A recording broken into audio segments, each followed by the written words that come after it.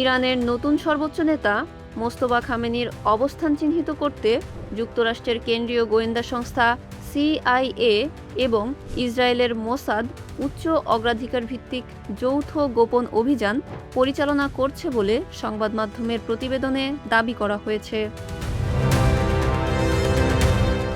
কয়েক মাস ধরে জনসম্মুখে অনুপস্থিতি, প্রথাগত টেলিভিশন ভাষণ না দেওয়া এবং কঠোর যোগাযোগ নিষেধাজ্ঞা বজায় রাখার কারণে তার বর্তমান অবস্থান এবং ইরানের নেতৃত্বের ওপর তার নিয়ন্ত্রণ নিয়ে পশ্চিমা গোয়েন্দা সংস্থাগুলোর মধ্যে তীব্র জল্পনা ও প্রশ্নের সৃষ্টি হয়েছে।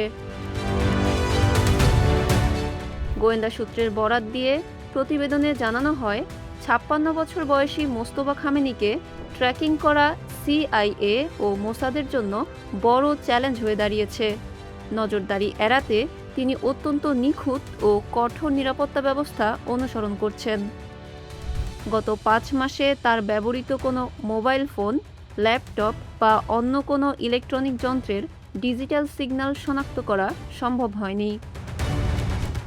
ডিজিটাল মাধ্যম সম্পূর্ণ এড়িয়ে তিনি কেবল হাতে লেখা বার্তার মাধ্যমে নির্দেশ পাঠাচ্ছেন। এমনকি বার্তাগুলো পৌঁছানোর কাজে কেবল ইরানের ইসলামী বিপ্লবী গার্ড বাহিনীর অতি বিশ্বস্ত বাহকদের ব্যবহার করা হচ্ছে, যা আড়ি পাতা বা ট্র্যাকিং করা অসম্ভব করে তুলেছে। গোয়েন্দা বিশ্লেষকদের ধারণা, সম্ভাব্য হামলা বা নজরদারি এড়াতে মোস্তফা খামেনি তেহরানের কোনো শক্ত ভূগর্ভস্থ বাংকার কিংবা ধর্মীয় নগরী কোমের কাছের গভীর টানেল নেটওয়ার্কে আত্মগোপন করে আছেন। সাবেক কিছু গোয়েন্দা কর্মকর্তা জানান, আসল অবস্থান লুকিয়ে রাখতে ইরান ইচ্ছাকৃতভাবে বিভ্রান্তিকর নিরাপত্তা ব্যবস্থা বা ডিকয় কৌশল ব্যবহার করে থাকতে পারে। প্রতিবেদনে দাবি করা হয়, তার বাবা আয়াতুল্লাহ আলী খামেনি তেহরানে যুক্তরাষ্ট্র ও ইসরায়েলের যৌথ হামলায় নিহত হওয়ার পর গত ৮ মার্চ মোস্তফা খামেনি সর্বোচ্চ নেতার দায়িত্ব নেন। ওই হামলায় মোস্তফা নিজেও গুরুতর আহত হয়েছিলেন বলে গুঞ্জন রয়েছে।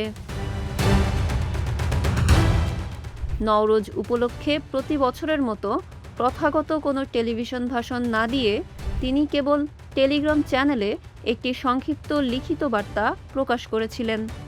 যদিও ইরানের প্রেসিডেন্ট মাসুদ পেজেশকিয়ান ব্যক্তিগতভাবে সর্বোচ্চ নেতার সঙ্গে সাক্ষাৎ করেছেন বলে দাবি করেছেন, তবে পশ্চিমা গোয়েন্দা সংস্থাগুলো ওই বৈঠকের সময় বা সত্যতা স্বাধীনভাবে নিশ্চিত করতে পারেনি।